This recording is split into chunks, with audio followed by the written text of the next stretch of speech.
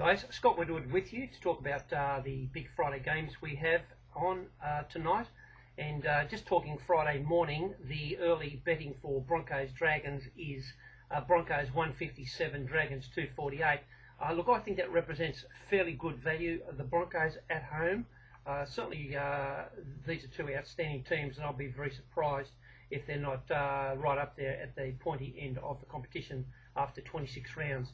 Let me just go through the two teams, and you'll see why there's not much in it. And statistics tell you that there's not much in it. And the Dragons certainly don't mind playing up here. They've got a very good record at Suncorp. But look, the Broncos won a game last week against South Sydney, and I've got a high regard for South Sydney. And they won a game that, in my opinion, they weren't entitled to win. They had three awful referee decisions and bounces of the ball go against them in the game. And those things are monumental when you're trying to attain some superiority in a game. And on top of that, they lost their winger Yao Yi, which unsettled their bench and unsettled the balance of the team. But despite all that, they overcome a two-try deficit and went on and won quite impressively. Only a good team can do that. And look, the scary thing about this Broncos team is that I think they can only get better. Both the Broncos and the Dragons are coached by two of our most promising young coaches. The Broncos coach in his second year now, and the Dragons coach in his first year now. And I think they're both outstanding coaches, and I have a high regard for both of them.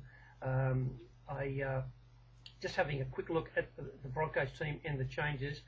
Dale Copley will come in to replace Yao Yi. I'm assuming he'll play on the left wing, and it'll allow Jared Bell to go onto the right wing. Now, like this time last year, I didn't have a high regard for Dale Copley, but he played in the last few games last year for the Broncos, and I could see a marked improvement in him. And if he has continued on that improvement, I think he'll be fine. And look, I'm sure the coach wouldn't have put him in otherwise. He hasn't shown to me that he's made too many errors. Having said that, he may have made a big error here with Corey Norman. He put a lot of eggs in his basket with Corey Norman, and I can see why. He runs the ball well. He has a very good long kicking game. But he's not a good short tactical kicker, and he's a disgraceful defender. He's missed some awful tackles, and he just had no idea how to handle Greg Inglis last week. And look, we won't be too hard on him for that because a lot of people don't handle Greg Inglis. But he just, he's a bit of a worry in defence, and I don't like the way that he thinks tactically. He seems to hurry his moves, as opposed to a class 5'8" when they seem to be a step ahead of the play. He doesn't give me that impression, and I think he's the big problem for Corey Norman for the Broncos if they're going to win this competition. They need to find somebody who they can rely on and who will be solid, and he is the big speed bump, and he's a concern for me as a go-to man. He just doesn't seem to know what to do.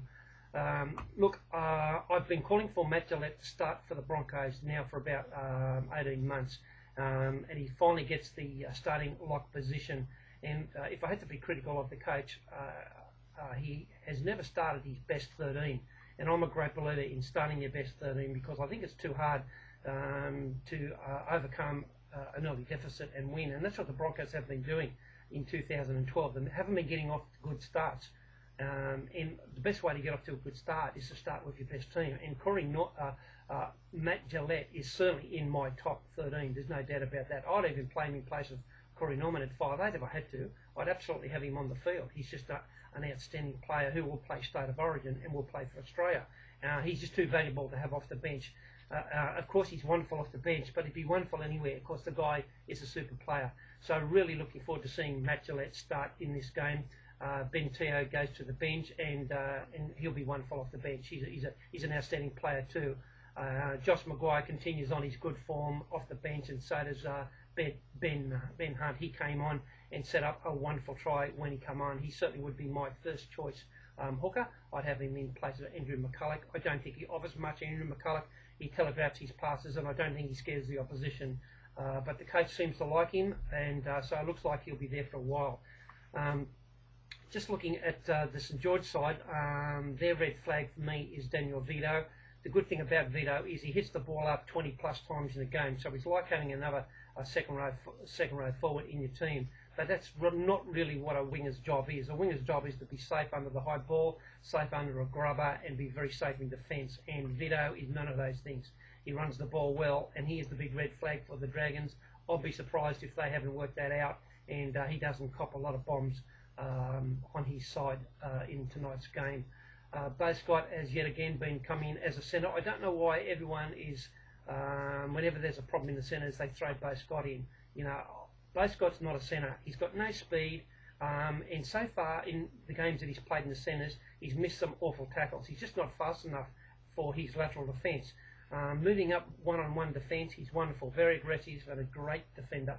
But lateral defence, he's missed some bad tackles this season, and he's just an outstanding second rower. Why would you play him in the centres? Surely they can find somebody else. The big plus for me for the Dragons is I thought that they were always going to be playing semi-finals, and I thought they would have exceeded their potential had they played top 4 football. Now, with Brett Morris at fullback, I think they have a chance to win the competition. They've got arguably the best front row forward rotation in the competition. They will always get good go forward. They've got a very good 6 and 7 who are very smart thinkers of the game and very good tactical kickers. So they're always going to be okay.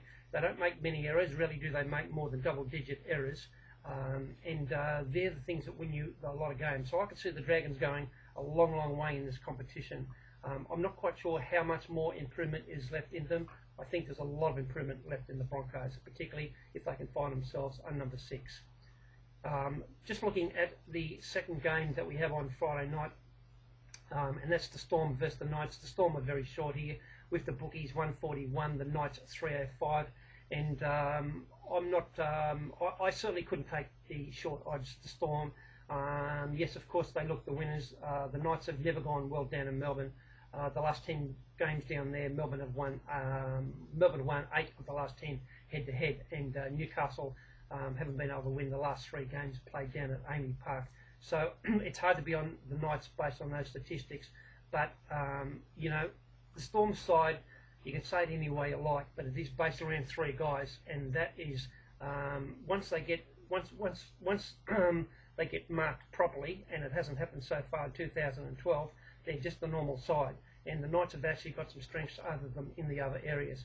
And so, you know, they will be losing some games against teams like the Knights. And look, there's nothing wrong with the Knights' spine either. They've got Darius Boyd at fullback, who is the incumbent Australian fullback. They've got Danny Badiris, a long-time Australian hooker and New South Wales hooker. And they've got Kurt Gidley and Jared Mullen, both representative players. That's the spine. I noticed that the coach played Kurt Gidley at first receiver last week, even though he has the 6 on his... he originally picked him at the start of the year at 6. I've always thought that he's much better in that position, but more importantly, I've always thought that Jared Mullen is a much better second receiver. Kurt Gidley and Jared Mullen are both runners of the ball, and neither of them are real good organisers, and that's an advantage that the Storm have got. They've got Cooper Cronk and they've got Cam Smith, particularly Cooper Cronk, and they have organising an advantage over the Knights. The Knights certainly plays are just as good, but they lack that organisation skill and maybe some of those tactical kicks, although Jared Mullen's tactical kicks particularly, he hits the ground more than any other guy in the NRL, and that's a very big thing when you're looking at Billy Slater. You don't want to be giving Billy Slater the ball on the fall. So I can actually give an argument why I think the Knights will go very well in this game, but I really want to see more from the forwards. I noticed the coach clearly is not happy with their forwards, and he continues to make changes with his forwards. Look, I don't know what he's going to do with Neville Costigan. Alex McKinnon's on the bench with Adam Cuthbertson. He comes in this week. I'd like to see him play more of Zane Tedavano. To me, he's the future of the Newcastle Knights forwards. I think you find that Matt Hilda will be dropped. His defence was disgraceful last week, which is most unlike Matt Hilda, and that's a concern. But the Knights seem to be slowly getting better each week, where the Storm are already there. They're right at their very best, and I don't think they can get any better. The challenge for the Storm is to try and maintain this form over 26 weeks and going into the semi-finals. I doubt that they can do that. I think the State of Origin will knock them about a fair bit, and it'll be interesting to see how they come out of that. But we're talking about this game. They should win this game, but it'll certainly be no surprise to me if the Knights certainly are very competitive, and I think that they can certainly win the game with guys like Mullen and Gidley there in the halves. So I certainly won't be doing much at the odds, but the 4 teams that are going around on Friday night, I think will all play semi-final football, And our first two games that are going around, St George and the Broncos, I really rate them highly, and I'd be surprised if one of those two teams aren't playing in the grand final. Really looking forward to Friday night's game. We're up against a big game in the AFL, and it's a fantastic night if you love Australian football and if you love Australian Rugby League. Make sure you get your recorder working. Should be great. Looking forward to it, and I'll be talking to you over the weekend again. Cheers.